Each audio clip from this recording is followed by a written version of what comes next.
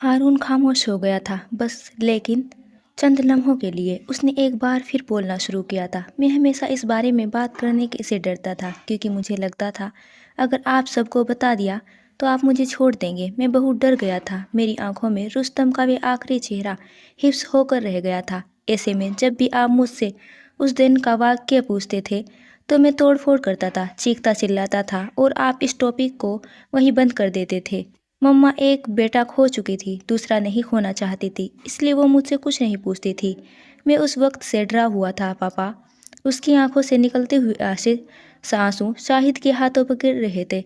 वह रुक रुक कर बोल रहा था। मैंने अपने खौफ को बाहर नहीं निकलने दिया, यहाँ तक कि वे अपने एक बीमारी बन गया और मुझे डराने लगा। मुझे इस खौफ से निकलना है पापा, मुझे ये मार रहा है। मैं थक गया हूँ इस बोझ से। मैं बुरी तरह रोते हुए बोल रहा था। शाहिद अपनी जगह से उठे और उसके साथ उसी घास पर बैठ गए। उन्होंने नरमी से अपने हाथ उसकी गिरफ्त से आज़ाद किए थे। हारून ने खौफजदा नज़रों से उनको देखा था। उनकी आंखों में दुख उतर आया था। उसे लगा था कि अब इन हाथों को कभी नहीं थाम सकेगा। हारून, मैं तुम्हारा बाप हूँ। मैं उस वक्त से लेकर अब तक तुम्हारे इस खौफ को निकालना चाहता हूँ। मैं जानता था उस दिन जो कुछ भी हुआ वे एकदम हादसा था। मैं तुमसे कम्युनिकेट करना चाहता था। मैंने सोच में तो उसी रोज़ जान लिया था। कैसे? वे नरम लहजे में पूछ रहे थे। कैसे? बेइख्तियार उसके मुंह से फिसला था। तुम्हारी पेंटिंग से। वो जो तुमने रुस्तम के जाने के बाद बस चंद आखिरी पेंटिंग बनाए थे। तुम्हें शायद याद नहीं हो, लेकिन मुझे याद है। तुम जो कुछ देखते हो थे, लेकिन स्केच करते थे। तुमने उस रात भी पेंटिंग बनाई थी हारून। जो मैंने उस देखी थी वो पेंटिंग। सारी गलती तुम्हारी नहीं थी, मेरी भी गलती थी। मेरे घर में दो कमसीन बच्चे थे। मुझे चाहिए था कि मैं अपनी गन तुम्हारे पहुंच से दूर रखता, फिर उसे लॉक करके रखता। दरअसल गलती हम दोनों की नहीं, ये वक्त था हारून। रुस्तम और हमारा साथ, बस इतना ही लिखा था। हारून हक्का बक्का सा उन्हें देख रहा था। वे रोना भूल चुका था। वे पेंटिंग छोटी या ख्याली भी तो हो सकती है। उसने नजरें चुराई थी। शाहिद उस सारे वक्त में पहली बार मुस्कुराए थे। तुमने कभी ख्याली पेंटिंग्स नहीं बनाई हारून। शायद तुम हमेशा वही बनाते थे जो तुम एक्सपीरियंस करते थे, या फिर जो तुम्हारे सामने होता था। तुमने उस रात के बाद पेंट करना छोड़ दिया। मैं तुम्हारी पेंटिंग को बहुत मिस करता हूँ। आखिर में उनका लहजा उदास हो गया था। पापा, इस वाक़ये के बाद से मुझे हर रंग लाल नज़र आने लगा। जब रंग अपनी तरतीब पे आ जाएगा मैं फिर से पेंटिंग करना शुरू कर दूंगा, लेकिन उससे पहले मैं ये नहीं कर सकता। शाहिद हुसैन बिना जवाब दिए उठ खड़े हुए थे और अपना हाथ उसके सामने फैलाया था। वे मुस्कुरा रहे थे। अंदर चलकर खाना खाए या तुमने अभी भी रोना है? उसने खामोशी से अपने सामने फैला हाथ थाम लिया था। अब उसे उस हाथ के छूटने का खौफ नहीं था। उसके सीने से राज का बोझ हट चुका था। अब वे उसको मजीद परेशान नहीं कर सकता था। वे खुद को काफ़ी हल्का महसूस कर रहा था। इस वक्त कंपनी के ऑफिस में बैठे थे। कोर्ट से वापसी पर वे रोज़ यहीं आते थे। उनका कोट स्टैंड पर टंगा हुआ था। आंखों पर ऐनक लगाए वे उस वक्त किसी फाइल पर नजरें जमाए बैठे थे जब उनका मोबाइल थरथराया। उन्होंने जरा सी नज़र उठाकर टेबल पर रखे मोबाइल की तरफ देखा, जहां अननोन नंबर की कॉलिंग लिखा आ रहा था। कॉल अटेंड करने के बाद उन्होंने मोबाइल कान से लगा लिया। हेलो, अस्सलाम वालेकुम। वो कॉल पिक करते हुए बोले थे। जी, मैं राज सुल्तान बात कर रहा हूँ। आप कौन? दूसरी तरफ से शायद इंट्रोडक्शन करवाया गया था। अच्छा अच्छा, फ़हीम मिर्ज़ा। कैसे मिजाज है आपके? दरअसल सुबह आपका पैगाम पहुँचाया था मेरे सिक्योरिटी ने, लेकिन मैं मशरूफ़ था तब, इसलिए कॉल नहीं कर सकता। उन्होंने शालीनता से माफ़ी मांगी थी। फ़ोन की दूसरी तरफ क्या कहा गया था वे ज़रा देर को खामोश हो गए थे, शायद सामने वाले की बात को दिमाग में उतारने की कोशिश कर रहे थे। देखिए फ़हीम साहब, मैं आपको एक बार फिर पहले भी ये बता चुका हूँ और आज भी फिर से बता देता हूँ, मैं हेवन नहीं बेचूंगा। वे मेरे बच्चों का हक है। वहाँ जो रहते हैं वे भी मेरी औलाद है, लिहाजा मेरी आप बात आपने जहन में बिठा लीजिए कि मैं वे जगह नहीं बेचूंगा। एक एक लफ्ज़ पर जोर देकर बोला गया था। मार्केट प्राइस से डबल की बात करते हैं ना आप। मैं वे जगह सारी दुनिया के बदले में भी नहीं बेचूंगा। आइंदा इस मामले में मुझसे मत कीजिएगा। خدا حافظ۔ انہوں نے اگلے کی بات سنے بغیر کال کاٹ دی تھی۔ ان کا موڈ خراب ہو گیا تھا۔ انہوں نے اینک اتار کر ٹیبل پر رکھ دی تھی اور سر پاور چیئر کی پشت سے ٹکا لیا تھا۔ اسی وقت آفس کے دروازے پر ہلکی سی دستک ہوئی، جیسے کسی نے انگلیوں کے دروازے کو ہلکا سا بجایا ہو۔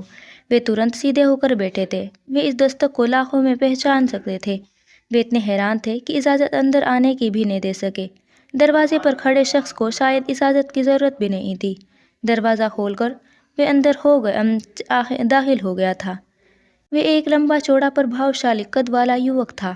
اس کی آنکھیں کالی اور چمکتی ہوئی تھی، بال ماتھے پر بکھرے ہوئے تھے۔ وہ صاف ستھری چیک شرٹ اور جینس میں تھا۔ معراج اپنی جگہ سے اٹھ کھڑے ہوئے تھے۔ ان کی آنکھوں میں چمک اٹھی تھی، ان کی پہچان اور پیار کی جھلک تھی۔ وہ لگاتار مسکرا رہے تھے۔ مسکراتے ہوئے اس کے دونوں گالوں میں گڈھے پڑ رہے تھے۔ میں نے اندر آنے کی اجازت نہیں دی، وہ ناراضگی سے بولے تھے، جیسے کہ مجھے ضرورت تھی۔ وہ بھویں اچکاتے ہوئے وہیں سے بولا تھا۔ اب وہ نوجوان ان کے قریب پہنچ کر ان سے بغل گیر ہوا تھا۔ معراج کافی دیر تک اس کو یوں ہی سینے سے لگائے کھڑے رہے اور تھوڑی دیر بعد اس کو خود سے الگ کیا تھا۔ اب زخم کیسا ہے؟ ریکور کر رہے ہو نا؟ وہ اس کو دیکھتے فکر مندی سے پوچھ رہے تھے۔ میں ٹھیک ہوں جج صاحب، بہت ڈھیٹ جان ہوں، اتنی جلدی نہیں مرنے والا۔ ویسے ابھی کوئی کہہ رہا تھا کہ مجھے اجازت لے کر آنا چاہیے، اپنے مخصوص ٹھہرے ہوئے لہجے میں کہہ رہا تھا۔ اس کی آواز بہت اچھی تھی، ایسی آواز جسے کئی گھنٹوں بغیر بور ہوئے سنا جا سکے۔ بقوم سوچ سمجھ کر بولا کرو۔ انہوں نے ڈپٹا تھا، ساتھ ہی اس کو بیٹھنے کا اشارہ کیا تھا۔ وہ ان کو سامنے والی کرسی پر ریلیکس سا بیٹھ گیا تھا۔ عمیر، تمہیں یہاں نہیں آنا چاہیے تھا، کورٹ آ جاتی یا مجھے بلا لیتے کہیں۔ میں نے پتہ کروا لیا ہے، شمس صاحب اور سفیر آج نہیں آئے، تبھی آیا ہوں۔ اب کچھ لوگوں نے خود تو آنے کی زحمت نہیں کی تو بیمار ہی اپنا حال سنانے آ پڑا۔ وہ ٹیبل پر رکھے پیپر ویٹ کو گھماتے ہوئے بول رہا تھا۔ تمہیں کیسے پتا وہ دونوں آج نہیں آئے؟ مجھے سب پتا ہوتا ہے۔ اس نے کندھے اچکائے تھے۔ خیر، پتہ لگا کہ یہ سب کیا ہے؟ وہ اس کے بازو کی طرف اشارہ کرتے ہوئے بولے تھے۔ جج صاحب، جس نے بھی یہ کیا ہے نا، وہ اپنی سزا بھگت رہا ہے۔ آپ کو کیا لگتا ہے عمیر حیات اپنا خون بہایا جانا بخش دے گا؟ ان کو آسان لگے لگا تھا میں، لیکن خیر اب بھگتیں گے۔ وہ مخصوص سا کہہ رہا تھا جیسے انہیں سبق سکھا کر بہت مزہ آیا تھا۔ اور گاڑی، اس کا کیا؟ ریپیئر کروا لی؟ ہاں، میرے باپ کی شوگر مل لگی ہے نا، بہت پیسے ہیں میرے پاس جو گاڑی ریپیئر کرواتا۔ وہ جل کے بولا تھا۔ پھر اب تک کیا وہی کنڈیشن ہے گاڑی کی؟ اب میں نے یہ بھی نہیں کہا، وہ شیطانی مسکراہٹ سے بولا تھا۔ اس رات ان تینوں لوگوں میں سے ایک کے سسر کی ورک شاپ ہے، وہ میرے گھر سے گاڑی لے گیا، ریپیئر کروائی اور پھر واپس چھوڑ گیا۔ اب چھوڑو یہ سارے کام اور سدھر جاؤ۔ اتنا خون بہا کر بھی تمہیں سکون نہیں آ رہا؟ کیوں خواہ مخواہ کسی سے دشمنی کرتے ہو؟ اس بار تو خدا کا شکر ہے تم بچ گئے، اگلی بار کی کوئی گارنٹی نہیں ہے بیٹے۔ ان کے لہجے میں اسپشٹ فکر مندی تھی۔ جج صاحب، پہلے یہ خون اتنا قیمتی نہیں تھا، اب یہ خون اتنا قیمتی ہے۔ آنکھوں کے پردے پر ایک مہربان لڑکی کا چہرہ لہر آیا تھا کہ اگر کسی نے اس کا ایک قطرہ بھی بہانے کی کوشش کی تو عمیر حیات اس کے ساتھ وہ کرے گا کہ اس کے نسلیں یاد رکھے گی۔ اس کے لہجہ اب بھی دھیما تھا، لیکن اس کی آنکھوں میں ایک سرد سناٹا تھا۔ اب اس بات کا کیا مطلب ہے؟ آپ نہیں سمجھ سکتے، عمر ہو گئی ہے آپ کی، یہ ہم جوان لوگوں کی باتیں ہیں، آپ اللہ اللہ کرنے کے دن ہیں۔ اچھا بس اتنا بھی بوڑھا نہیں ہوا میں، وہ ناراضگی سے بولے تھے اور پھر دراز سے اپنی چیک بک نکالی تھی۔ عمیر خاموشی سے انہیں دیکھ رہا تھا۔ اب وہ ایک چیک پر کچھ رقم درج کر رہے تھے۔ عمر کے لب بھیج گئے تھے اور وہ اٹھ کھڑا ہوا تھا۔ اب مجھے جانا چاہیے، وہ سپاٹ سا بولا تھا۔ معراج نے چیک اس کی طرف بڑھایا تھا۔ لیتے جاؤ، میں خود آ کر دے جاتا، لیکن ذرا مصروف تھا۔ ان کے چہرے پر سادگی تھی۔ میں اس لیے نہیں آیا تھا، آپ جانتے ہیں مجھے۔ اس نے کنکھیوں سے چیک کی طرف دیکھا تھا۔ مجھے یہ بالکل پسند نہیں اور نہ ہی میں یہ رقم خرچ کرتا ہوں، آپ جانتے ہیں یہ تمہارا حق ہے۔ وہ جھلایا سا تھا۔ معراج خاموشی سے اپنی جگہ سے اٹھے تھے اور بالکل سامنے آ کر کھڑے ہوئے تھے۔ وہ کاغذ کا ٹکڑا اس کی شرٹ کی جیب میں رکھا تھا اور اپنے دونوں ہاتھ اس کے کندھوں پر رکھے۔ یہ سب تمہارا حق ہے، اپنے حق سے پیچھے ہٹنا بزدلی ہوتی ہے، اپنا حق بنائے کسی کو دینا قائر لوگوں کا کام ہوتا ہے۔ تم مجھے اتنے ہی عزیز ہو جتنے میرے باقی بچے، تم یہ رقم خرچ کرو یا کچرے کے ڈھیر میں پھینکو، مجھے کوئی مطلب نہیں، لیکن مجھے یہ رقم دینے سے منع مت کرو۔ وہ نرمی سے کہہ کر خاموش ہو چکے تھے۔ عمر کے تنے اعصاب ڈھیلے پڑ گئے تھے۔ خیر میں چلتا ہوں، کہیں پہنچنا ہے مجھے۔ وہ بول کر رکا نہیں تھا، تیز قدم اٹھاتا دروازے کی طرف بڑھ گیا تھا۔ اس نے ابھی ہینڈل پر ہاتھ رکھا ہی تھا کہ اسے اپنے پیچھے سے معراج کی آواز سنائی دی تھی۔ اپنی ماں سے ملنے جاؤ عمر، اسے ضرورت ہے تمہاری، وہ بوڑھی ہو رہی ہے اور بڑھاپے کا سہارا اولاد ہی ہوتی ہے۔ اسے بے سہارا مت چھوڑو۔ ان کے لہجے میں سادگی اور خلوص، اپناپن دونوں تھے۔ عمر حیات کی گرفت ہینڈل پر سست پڑی تھی، اس کی آنکھوں میں زخمی سا بھاؤ ابھرا تھا، جیسے وہ فوراً چھپ آ گیا تھا۔ میں اگر ان کے ساتھ ہوتا ہوں تو مجھے یہ سننا پڑتا ہے کہ میں گندا خون ہوں۔ ان کا لہجہ ہر قسم کے جذبات سے خالی تھا۔ پھر تو تم اس بات پر مہر لگا آئے ہو کہ کوئی گندا خون ہی اپنے ماں باپ کو بڑھاپے میں اکیلا چھوڑتا ہے، ان کو بے سہارا کرتا ہے، لوگوں کو موقع دیتا ہے کہ وہ جیسے چاہے ان پر طنز کرے، جیسے چاہے ان کے ساتھ سلوک کرے۔ جوان اولاد طاقت ہوتی ہے، حوصلہ ہوتی ہے۔ تم اس عورت کا حوصلہ توڑ آئے ہو عمر، اس کی طاقت چھین آئے ہو۔ کسی سے اس کا کچھ چھیننا ظلم ہوتا ہے، تم ظالم بن گئے ہو بیٹے۔ عمر کا چہرہ لٹھے کے مانند کپڑے کی طرح سفید ہو گیا تھا، جیسے کسی نے جسم سے سارا خون نچوڑ لیا ہو۔ وہ جھیل سکتی ہے، انہوں نے اس سے زیادہ جھیلا ہے۔ وہ مڑے بغیر بولا تھا اور دروازہ کھول کر نکل گیا تھا۔ پیچھے معراج نے افسوس سے سر ہلایا تھا۔ نفیسہ ٹھیک کہتی ہے، عمر ہر ٹرم ہے۔ سلطان منجل کا لاؤنج اس وقت بے ترتیب کا شاہکار لگ رہا تھا۔ صوفے کے کوشن نیچے گر پڑے تھے۔ سامنے شیشے کی میز پر کئی طرح کے اسنیکس کے پیکٹس آدھے کھلے پڑے تھے اور کچھ خالی پیکٹس نیچے پڑے اپنی بے قدری کو رو رہے تھے۔ آج ویکینڈ تھا، لہٰذا سلطان آج گھر پر ہی تھے۔ حسن اور وہ لاؤنج میں بیٹھے کوئی ڈرامہ دیکھ رہے تھے، ساتھ ہی کمنٹری بھی جاری تھی۔ اماں کسی کام میں مصروف تھی، ورنہ لاؤنج کی یہ حالت دیکھ کر وہ جوتا اٹھانے سے گریز نہ کرتی۔ مہر آج کل اپنے کمرے سے بہت کم نکلتی تھی۔ حالے نے بھی اسے زیادہ فورس نہیں کیا تھا، وہ اس کی ناراضگی سمجھتی تھی۔ دیکھو دیکھو ذرا اس منحوس عورت کو، اب اگر لڑکا شادی کے لیے راضی ہو گیا ہے تو یہ ایٹیٹیوڈ کیوں دکھا رہی ہے؟ یہ حسن تھا جسے یہ ہیروئن پہلے دن سے ناپسند تھی۔ تمہیں کیا تکلیف ہے حسن؟ یہ اس کی زندگی ہے، وہ جس سے مرضی شادی کرے۔ ویسے بھی یہ لڑکا مجھے ذرا نہیں پسند۔ اس نے کھلے عام اپنی ناپسندیدگی ظاہر کیا تھا۔ میں باقی دنوں کے برعکس آج گلابی رنگ کے ڈھیلے ڈھالے ٹراؤزر شرٹ پہنے ہوئے تھی، بالوں کو گول مول باندھ رکھا تھا، غرض کہ آج یہ ہر طرح سے سنڈے منا رہی تھی۔ اس کے ابھی تک اتنے برے دن نہیں آئے جو تم بھی اس کو پسند کرنے لگو۔ شیر ویسے بھی شیرنیوں کو پسند آتے ہیں، بکریوں کو نہیں۔ ہیلو گائز، ہارون کی آواز پر ان دونوں نے مڑ کر دیکھا تھا۔ حالے دل سے مسکرائی تھی اور اپنے قریب اس کے لیے جگہ بنائی تھی۔ وہ بھی اس کو دیکھ کر مسکرایا تھا۔ ہتھیلی کی بند مٹھی اس کی بند مٹھی سے ٹکرائی تھی اور اس کے ساتھ ذرا سے فاصلے پر بیٹھ گیا تھا۔ اس نے کالی ٹی شرٹ کے ساتھ نیلی جینس پہن رکھی تھی۔ وہ حالے سے دور نہیں بھاگنا چاہتا تھا، اس نے محبت کی تھی۔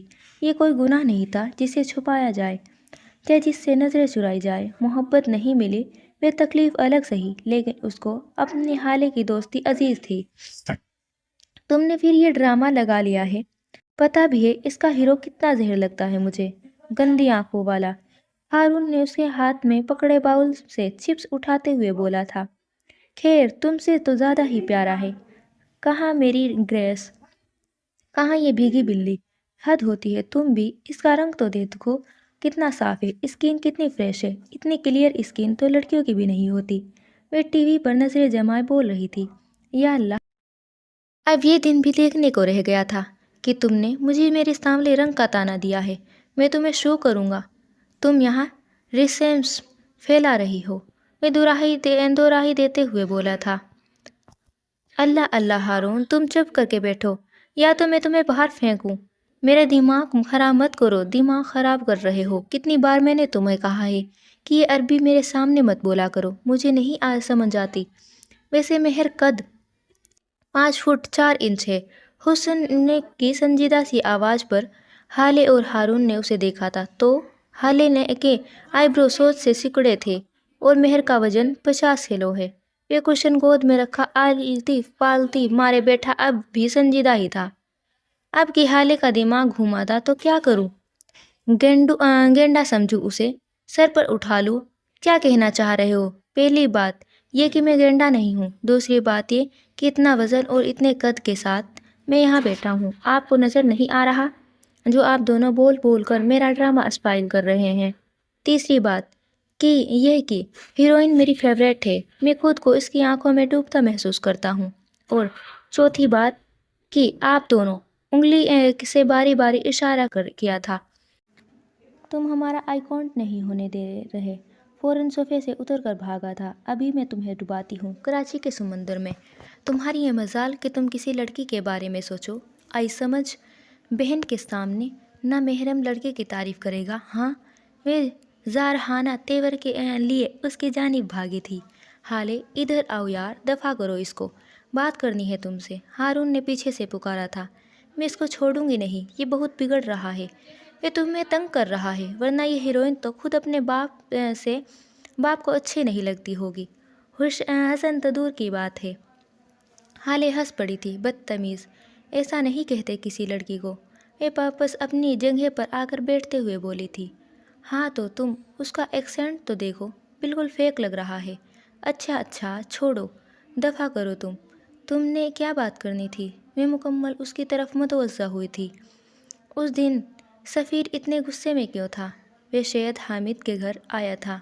हाले ने एक गहरी सांस भरी थी। उनको लगता है कि उसके दिन मुमानी जान के आने का मुझे पता था और वे मेरी मर्ज़ी से आ रही थी और ये सब उनको चची ने बताया था।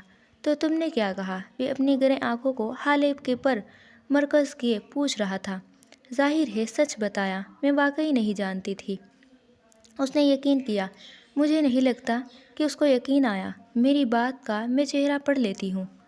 उसकी आंखों में यकीन नहीं था। उन्होंने बस सुन ली थी बात, मानी नहीं। एक बात कहूँ हाले, कानों का कच्चा मर्द मोहब्बत तो कर ले सकता है लेकिन निभा नहीं सकता। ऐसे मर्द के साथ हर दिन एक आजमाइश होता है। तुम्हें यकीन है तुम उसके साथ खुश रहोगी? उसके लहजे में कोई रकाबत, कोई जलन नहीं थी। लहजा सादा था, मुखलिस, ईमानदार। प्लीज़ अब तुम शुरू मत हो जाना। वैसे क्या कम मसले हैं जो तुम मज़ीद बढ़ा रहे हो? मैं उनके साथ रह लूँगी, ये मेरी चॉइस है, जैसा तुम बेहतर समझो। मैं फिर भी यही कहूँगा, सोच लो एक बार। अच्छा तुम ये सब छोड़ो, मुझे ये बताओ इस बार मेरे बर्थडे पर क्या दे रहे हो? एक हफ्ता ही रह गया है बस। ढेर सारी दुआएं और भला क्या दे सकता हूँ ने? वह चेहरे पर बेचारगी लाकर बोल रहा था। मुझे तो हीरा चाहिए, बल्कि चलो अभी चलकर खरीद लेते हैं। लंच भी बाहर करेंगे, मैं बोर हो रही हूँ। वे फ़ौरन उठ खड़ी हुई थी। हीरे पैसों से आते हैं। इस वक्त मैं कंगाल हो गया हूँ मिस हाले। सुल्तान मुझे बेच आओ, फिर ले आना हीरे जवाहरात। अल्लाह अल्लाह, अब तुम उठ रहे हो या मैं जाऊँ अकेली? चेंज तो करके आओ, चलते हैं। वे सोफे से टेक लगा कर बैठ गया था। इसमें क्या बुराई है, अच्छी खासी तो लग रही हूँ। वे अपने गुलाबी ट्राउज़र शर्ट की सिलवटें दुरुस्त करती हुई बोली थी। खामोशी से जाओ और चेंज करके आओ। और एक बात, कोई ऐसा जोड़ा पहनो जिसका दुपट्टा कम से कम 4 गज का हो। चलो अब चलती फिरती नजर आओ। वे उसे चिढ़ाने को बोला था। कहीं जा रहे हो तुम दोनों? लाउंज के दहाने पर खड़े सफ़ीर की आवाज़ पर हाले ने पलट कर देखा था, जबकि हारून की निगाहें टीवी पर जमी थी। उसकी आंखों की शोखी गायब हो चुकी थी।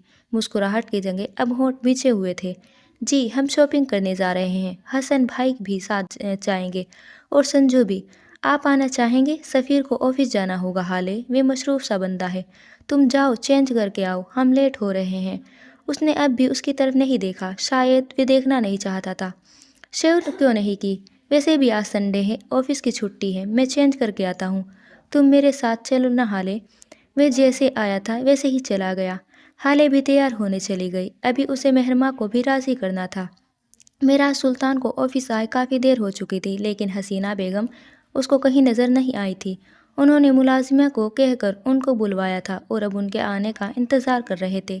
इसी वक्त वे कमरे में दाखिल हुई। वह थकी थकी सी थी, बुझी बुझी सी। मेराज उनको फिक्रमंदी से देखा था। آپ کب آئے؟ پانی لاؤں آپ کے لیے؟ انہوں نے کھڑے ہو کر پوچھا تھا۔ میراث خاموشی سے ان کو دیکھتے رہے، کچھ بولے نہیں۔ نہیں، مجھے کچھ نہیں چاہیے، آپ بیٹھے، بات کرنی ہے ہمیں۔ وہ ان کے کندھوں سے پکڑ کر صوفے پر بٹھاتے ہوئے بولے تھے، کیا بات کرنی ہے؟ صبح جو بات ہوئی وہ کیا کم تھی جو اب بات کریں گے ہم؟ وہ کڑوے لہجے میں بولی تھی، کیا ہوا ہے صبح؟ بابا نے مجھ سے سفیر اور حالے کے رشتے کے بارے میں بات کہی اور میں نے ہاں کہہ دی۔ اس میں ایسی بھی کیا غلط بات ہے؟ ظاہر ہے ہم نے حالے کی شادی کرنی ہے نا۔ اور مہرماں کا کیا ہے؟ وہ پسند کرتی ہے سفیر کو، یہ رشتہ اس کے حق تھا۔ آپ میری بیٹی کا حق کسی اور کو نہیں دے سکتے۔ میں یہ نہیں ہونے دوں گی۔ آپ بابا سے بات کریں گے اور اس رشتے سے انکار کریں گے معراج، ورنہ ہم دونوں میں دوریاں آ جائے گی۔ کیا ہم دونوں میں دوریاں نہیں ہیں؟ ہم واقعی کئی دن ایک دوسرے سے کام کے علاوہ کوئی بات نہیں کرتے۔ آپ مجھے وقت نہیں دیتی، میری خدمت تو دور کی بات ہے، آپ میری بنیادی ضرورت تو بھی بھول گئی ہے۔ دونوں میں ویسے بھی بہت فاصلے ہیں، اگر آپ بڑھانا چاہتی ہے تو موسٹ ویلکم۔ وہ ایسے ٹھنڈے لہجے میں بولے تھے کہ حسینہ کو اپنی ریڑھ کی ہڈی سنسنی سی محسوس ہوئی تھی۔ رہی بات پسند کی، تو ہزاروں لڑکیاں ہیں جو سفیر کو پسند کرتی ہیں، تو کیا وہ ایک ایک کی شادی کرنے لگ جائے گا؟ میری بیٹی کو کسی کا حق نہیں چھین رہی سفیر اور وہ ایک دوسرے کو پسند کرتے ہیں۔ اگر سفیر مہر کو پسند کرتا ہوتا تو میں اپنی بیٹی کو ان دونوں کے بیچ سے ہٹا لیتا، اور میری بیٹی اتنی باوقار ضرور ہے کہ وہ ہٹ بھی جاتی۔ وہ آپ کی بھی بیٹی ہے، آپ کو خوش ہونا چاہیے اس کی خوشی میں۔ آپ کیوں ایک بے جائے ضد پر اڑی ہے؟ وہ جیسے تھک کر بولے تھے، میں کچھ نہیں جانتی معراج، حالے کی شادی ہارون سے بھی ہو سکتی ہے، لیکن مہر کے لیے میں کہیں اور کا سوچ بھی نہیں سکتی۔ میں یہ رشتہ نہیں ہونے دوں گی۔ آپ لکھ لیں میری بات، میری بیٹی کا حق نہیں مار سکتے آپ۔ وہ آنکھوں میں آنسو بھر کے بولی تھی۔ یہ ان کا آخری ہتھیار تھا۔ معراج ان کی آنکھوں میں آنسو نہیں دیکھ سکتے تھے، وہ ان کی محبوب بیوی تھی۔ معراج نے کوئی جواب نہیں دیا تھا، وہ خاموشی سے کمرے کی کھڑکی پر جا کر کھڑے ہو گئے تھے۔ ان کی نظریں باہر لون میں بیٹھی حالے اور حسن پر جمی تھی۔ کافی دیر بعد جب وہ بولے تو ان کی آواز سنجیدہ تھی، آپ مجھ سے عمر میں 5 سال بڑی ہے، طلاق شدہ تھی، لیکن میں نے پھر بھی آپ سے شادی کی اور آپ کا عتیق سوائے بابا کے کسی کو نہیں بتایا۔ شادی کے 10 سال بعد تک ہماری اولاد نہیں ہوئی۔ میں نے آپ کو تانا تو دور ایک ایسا لفظ بھی نہیں کہا جس سے آپ کا دل دکھے۔ میں آپ کے پورو پتی کے بیٹے کو آج تک آرتھک روپ سے سپورٹ کرتا ہوں۔ 19 سال بیگم، 19 سال سے آپ مجھ سے لاپرواہ ہے۔ میں بیمار ہوں، ٹھیک ہوں، مر رہا ہوں یا جی رہا ہوں، آپ کو کچھ پتہ نہیں ہوتا۔ لیکن معراج نے کیا کھایا، کیا پیا، یہاں تک کہ اس نے آج دن میں کتنے شبد بولے ہیں، یہ سب آپ کو یاد ہوتا ہے۔ آپ کی نمازیں، آپ کے نفل ہر گزرتے دن کے ساتھ لمبے ہوتے جا رہے ہیں، لیکن مجھ سے بات کرنے کے لیے آپ کے پاس چند منٹ نہیں ہوتے۔ وہ بچی مہر، وہ آپ کی بیٹی نہیں رہی، وہ آپ کا جنون بن چکی ہے، اور جنون سے جتنی جلدی جان چھڑوائی جائے اتنا ہی اچھا ہوتا ہے۔ میں نے آپ کے سارے ادھیکار ادا کیے ہیں، اب وقت آ گیا ہے کہ آپ میرے حقوق کا حساب دیں۔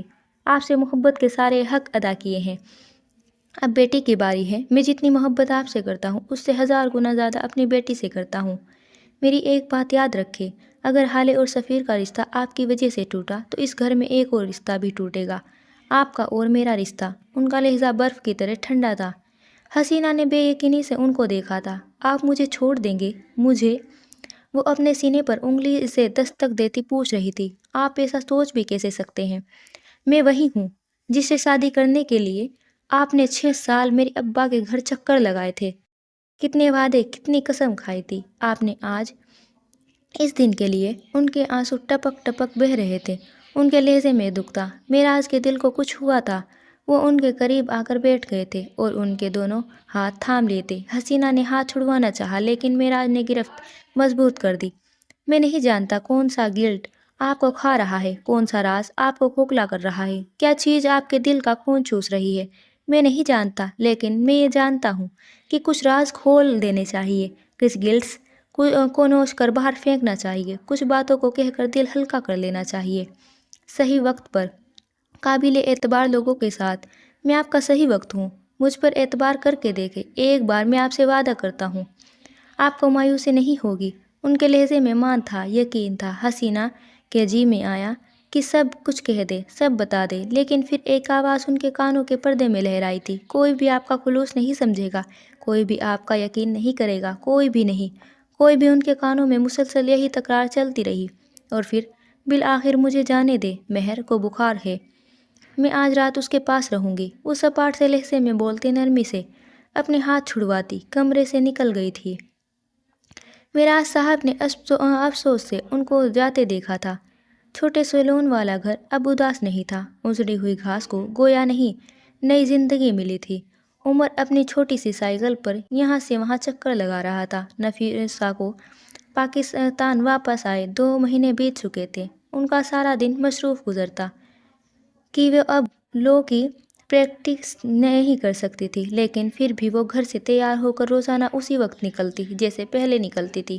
ان کے معاملات میں کوئی فرق نہیں آیا تھا۔ آج وہ گھر پر نہیں تھی اور انہوں نے زری کو گھر پر ہی تھی اور انہوں نے زری کو اپنے گھر بلایا تھا۔ چھوٹی سی گول میز پر کھانے کے برتن اب بھی رکھے تھے جنہیں زری اٹھا کر کچن میں رکھ رہی تھی، جبکہ نفیسہ خاموشی سے ان کو دیکھ رہی تھی۔ زری، تمہارا اور میرا کیا تعلق ہے؟ نفیسہ کے اچانک سوال پر زری نے اچنبھے سے اس کو دیکھا تھا۔ کیا مطلب ہے اس بات کا؟ ہم دونوں بچپن کے دوست تھے اور میں تمہیں کزن کی بیوی بھی ہوں۔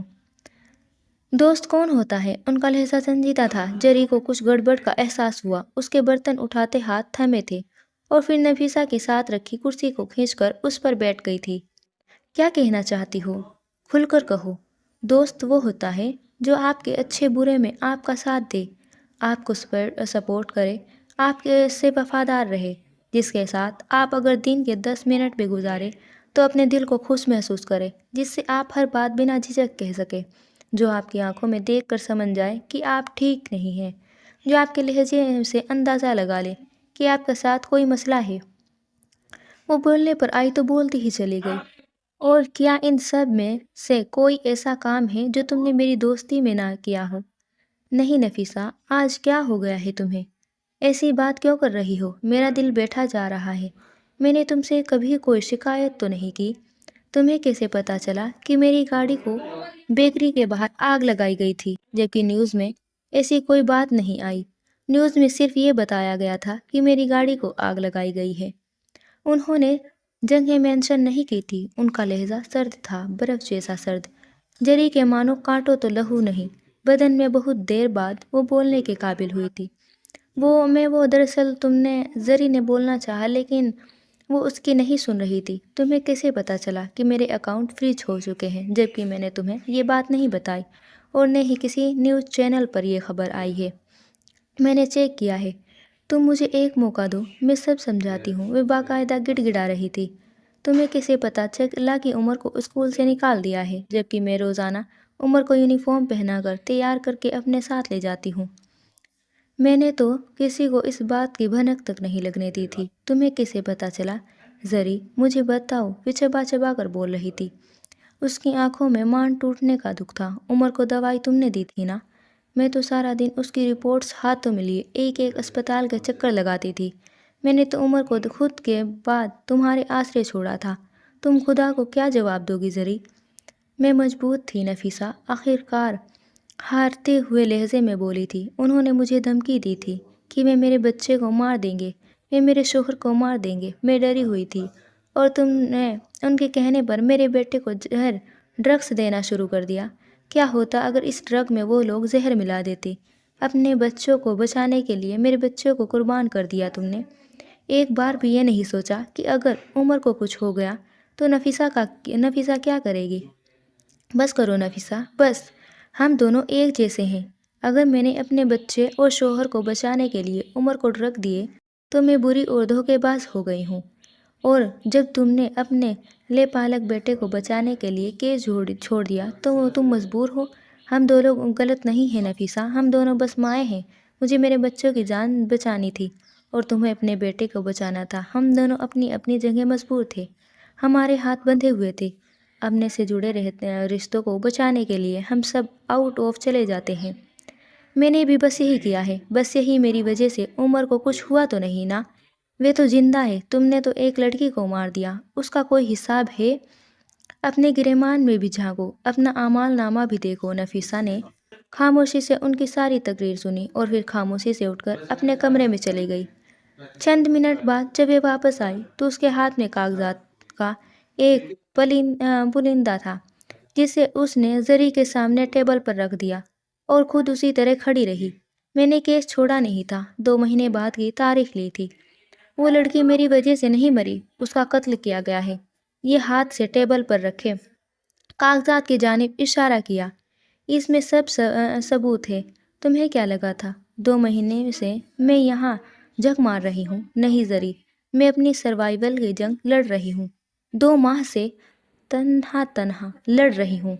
اور یہ کاغذات کے بلندی سے ایک کاغذ نکال کر سامنے کیا۔ یہ تمہارے بینک اکاؤنٹ کی ڈیٹیل ہے۔ پچھلے 5 ماہ سے تمہارے اکاؤنٹ میں 8 لاکھ روپے ٹرانسفر ہوئے ہیں۔ کہاں سے آئے اتنے یہ پیسے؟ تم کہتی ہو تم مجبور تھی۔ کون سی مجبوری تھی؟ کون مجبوری میں کسی کی جان کا سودا کرنا پڑتا ہے؟ چلو مان لیا تمہیں پیسے لینے پڑے، انہوں نے تمہارے سر پہ بندوق بھی رکھ دی تھی۔ کیا تمہیں لازمی وہ رقم خرچ کرنی ہے؟ یہ تمہاری چوائس تھی۔ تم نے میرے عمر کو سودا کیا، اس کو بیچا تم نے۔ تمہارے بچے اس اسکول میں جانے لگے ہیں جہاں عمر جاتا تھا۔ میرے بچے کی قبر پہ اپنا محل تعمیر کرنے چلی تھی تم۔ ان کے لہجے میں کوئی غصہ نہیں تھا، وہ چیخ نہیں رہی تھی، ان کا لہجہ ٹھنڈا تھا، بے جان جذبات سے آری۔ اب تم مجھے یہ بتاؤ کہ کتنے میں بیچا میرے عمر کا خون؟ ان کی آنکھوں میں زخمی سا تاطر تھا، جری کا رنگ سفید پڑ گیا تھا، ان کا سانس سینے میں اٹکنے لگا تھا۔ یہ میرے بچوں کی ضرورت تھی نفیسہ، انہوں نے سر جھکائے بہتے آنسوؤں کے ساتھ اعتراف کیا تھا۔ نہیں زری، یہ تمہارا جلن تھا، تمہاری ضرورت تو بخوبی پوری ہو رہی تھی۔ تمہیں زیادہ کا لالچ نے دھوکہ دینا سکھایا، تمہیں وقت سے لڑائی نے جان لینا سکھایا۔ وہ اس کو دیکھتے ہوئے افسوس سے کہہ رہی تھی، مہنگا اسکول، برانڈڈ چیزیں، اچھا کھانا، اچھے جوتے اور کپڑے، کیا یہ صرف عمر کا حق تھا؟ یہ عمر کا وقت تھا۔ تم وقت سے نہیں لڑ سکتی زری، یہ وہ واحد چیز ہے جو انسان کے ہاتھ میں نہیں ہے۔ تم جلن کرنے والی ہو گئی ہو زری، تمہارا حسد، تمہارا شر یہ سب کچھ تباہ کر دے گا، ختم کر دے گا۔ میرے گھر سے نکل جاؤ، میں کبھی تمہاری شکل بھی نہیں دیکھنا چاہتی۔ دم گھٹ رہا ہے میرا، تمہیں کچھ دیر مزید برداشت کروں گی تو مر جاؤں گی۔ تم مجھے اپنے گھر سے نکالو گی؟ میں تمہاری دوست ہوں نفیسہ۔ نہیں، میں تمہیں اپنے دل سے نکال رہی ہوں۔ گھر سے نکالے ہوئے کو واپس لے لیا جاتا ہے، دل سے نکالے ہوئے کو نہیں۔ ان کا لہجہ دو ٹک تھا۔ ضریب اختیار اپنی جگہ سے اٹھ کھڑی ہوئی اور نفیسہ کے دونوں ہاتھ پکڑ لیے۔ میری بات سنو نفیسہ، یہ سب ان لوگوں نے کیا ہے، میں تمہاری دشمن نہیں ہوں، مجھ سے بس غلطی ہو گئی ہے، میں آئندہ ایسی کوئی حرکت نہیں کروں گی، مجھے معاف کر دو، ہم فیملی ہے یار۔ وہ عمر تو اس بچے کے لیے مجھے چھوڑ دو گی، وہ جس کے بارے میں تم نے یہ بھی نہیں جانتی کہ وہ جائز بھی ہے یا پھر کسی کا گناہ، تم اس کے لیے اپنا واحد رشتہ کھو دو گی؟ تم خود میں اتنی ہمت رکھتی ہو کہ مجھے کھو سکو؟ میں چلی گئی تو کیا کرو گی؟ تم پاگل ہو جاؤ گی نفیسہ، تمہارے پاس بات کرنے کو کوئی نہیں ہوگا، راز رکھنے کو کوئی نہیں ہوگا، تم دیوار سے ٹکراتی رہ جاؤ گی۔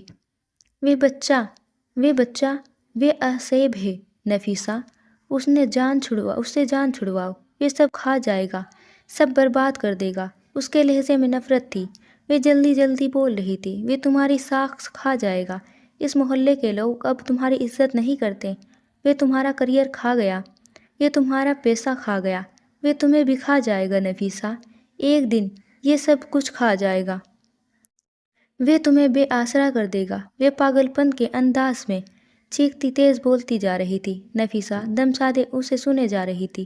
ایک دم نفیسہ نے اپنے ہاتھ اس سے چھڑوا لیے۔ اعوذ باللہ من الشیطان الرجیم، تمہارے اندر شیطان آ گیا ہے زری، وہ ٹھنڈے اور ٹھہرے ہوئے لہجے میں بولی تھی، اور پھر زری کی کلائی پکڑ کر اس کو گھسیٹتی ہوئی باہر کی طرف لے جا رہی تھی، ساتھ ساتھ بلند آواز میں پڑھتی جا رہی تھی، اعوذ باللہ من الشیطان الرجیم۔ نفیسہ میری بات لکھ لو، وہ تمہیں چھوڑ دے گا، ساری دنیا چھین لے گا تم سے۔ وہ چیخ رہی تھی، اعوذ باللہ من الشیطان الرجیم۔ وہ تمہیں کہیں کا نہیں چھوڑے گا، برباد کر دے گا۔ اس دنیا میں اگر تمہارا کوئی ہے تو میں ہوں، میں تمہاری اپنی ہوں زری۔ جتنی بلند آواز میں وہ کہتی، نفیسہ اس سے زیادہ بلند آواز میں دہراتی جاتی، اعوذ باللہ من الشیطان الرجیم۔ مجھے چھوڑ دو گی تو کوئی تمہارا نہیں رہے گا، کوئی تمہارا حال نہیں پوچھے گا، کوئی تمہارا ساتھ نہیں کھڑا ہوگا، تم اکیلی ہو جاؤ گی۔ وہ آسیب ہے، کھا جائے گا سب، وہ گندا خون ہے، گندا خون ہے وہ۔ اعوذ باللہ من الشیطان الرجیم۔ جری کیا کہہ رہی تھی، کیوں چیخ رہی تھی، عمر ان کے پیچھے کیوں بھاگ رہا تھا؟ ان کو کچھ سمجھ نہیں آ رہا تھا، ان کو کچھ نہیں دکھائی دے رہا تھا۔ دروازے کے پاس پہنچ کر انہوں نے زری کو دروازے سے باہر کیا اور پھر کنڈی چڑھا لی اور چند لمحوں تک اسی دروازے سے ٹیک لگائے لمبے لمبے سانس لیتی رہی اور چند ہی لمحوں بعد بھاگتی اندر آئی۔ عمر حیران سا ان کو دیکھے جا رہا تھا۔ تھوڑی دیر بعد جب وہ واپس آئی تو ان کے ایک ہاتھ میں پانی کی آدھی بھری بالٹی اور دوسرے ہاتھ میں ایک ٹیپ ریکارڈر تھا۔ انہوں نے ٹیپ کے اندر کیسٹ ڈالی اور پلے کا بٹن دبایا۔ ٹیپ سے ایک بہت خوبصورت مردانہ تلاوت کی آواز ابھری۔ گھر کا کونا کونا گونج اٹھا۔ ٹیپ سے نکلتی آواز لہراتی ہوئی نفیسہ کے کانوں میں پڑ رہی تھی۔ وہ سر پر دوپٹہ اوڑھے ہوئے روتے ہوئے اس آواز کو سننے لگی تھی۔ ٹیپ سے سورہ بقرہ کی تلاوت کی آواز آ رہی تھی۔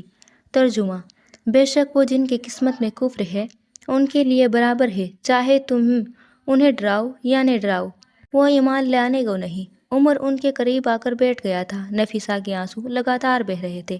اللہ نے ان کے دلوں اور کانوں پر مہر لگا دی ہے اور ان کی آنکھوں پر گھٹا ٹوپ ہے اور اس کے لیے بڑا عذاب ہے۔ اب وہ اٹھ کر آدھی بھری بالٹی میں سے پانی نکالتی، فرش پر ڈالتی اور ساتھ ساتھ روتی جاتی۔ بیک گراؤنڈ میں وہی مردانہ آواز گونج رہی تھی، ان کے دلوں میں بیماری ہے تو اللہ نے ان کی بیماری اور بڑھائی اور ان کے لیے دردناک عذاب ہے، بدلہ ان کا جھوٹ کا ہے۔ اب وہ ایک کپڑے سے فرش کو رگڑ رگڑ کر صاف کر رہی تھی۔ عمر اپنی جگہ سے اٹھا اور نفیسہ کے قریب چلا گیا، اور جب ان سے کہا جائے زمین نے فساد نہ کرو تو کہتے ہیں ہم تو سنوارنے والے ہیں، سنتے ہیں وہی فسادی ہے لیکن اس کو شعور نہیں۔ نفیسہ نے روتے روتے ہچکی لی تھی اور یہاں ٹیپ کی آواز بند ہو گئی تھی، شاید اس کی چارجنگ ختم ہو گئی تھی۔ نفیسہ دیوانوں کی طرح فرش پر رگڑ رہی تھی۔ اماں کیا کر رہی ہو آپ؟ رو کیوں رہی ہو اور یہ فرش کیوں دھو رہی ہو؟ اس کو چھوڑو، ماسی بسرا کر دے گی، آپ کے کپڑے خراب ہو رہے ہیں۔ وہ حیران سا لگ رہا تھا اور تھوڑا فکر مند بھی۔ بیٹے، ہمارے گھر میں شیطان آ گیا تھا، اس نے سارا گھر ناپاک کر دیا ہے، اس کو صاف کرنا ہوگا، مجھے یہ کرنا ہی ہوگا۔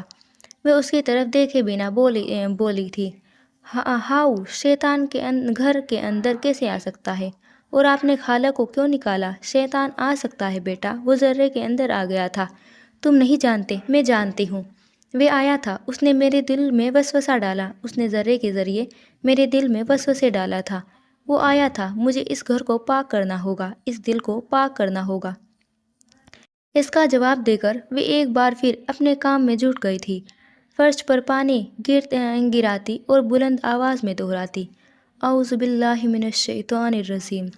عمر چند لمحے سندیہ پورن نظروں سے ان کو دیکھتا رہا اور پھر اس نے اپنے ہاتھوں میں پیالے میں پانی بھر بھر کر فرش پر گرانا شروع کر دیا۔